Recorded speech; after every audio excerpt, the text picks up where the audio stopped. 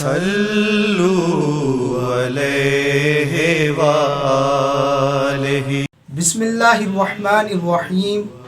عن ابی الاحوص الجسمی قال بینما ابن مسعود رضی اللہ تعالی عنہ یخطب ذات یوم فاذا بحیۃ تمشی علی الجدار فقطع خطبۃ ثم ضربها بقدیبہ حتی قتلها ثم قال سمعت رسول اللہ صلی اللہ علیہ وآلہ وسلم من قتل حیۃ فکأنما قتل مشرکا قد حل دمہ۔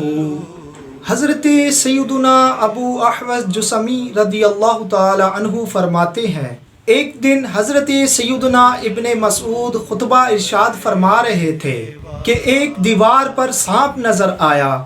آپ نے اپنا خطبہ چھوڑ کر اسے اپنی کمان مار کر اسے قتل کر ڈالا۔ پھر فرمایا کہ میں نے نبی علیہ الصلوۃ والسلام کو فرماتے ہوئے سنا، جس نے ایک سانپ کو مارا گویا اس نے ایک ایسے مشرک کو مارا جس کو قتل کرنا حلال تھا۔ اللہ جل مجدہ سے دعا ہے کہ ہمیں نبی علیہ الصلوۃ والسلام کی حدیث پر عمل کرنے کی توفیق عطا فرمائے۔ وما توفیقی الا باللہ۔ صلوا علیہ وآلہ۔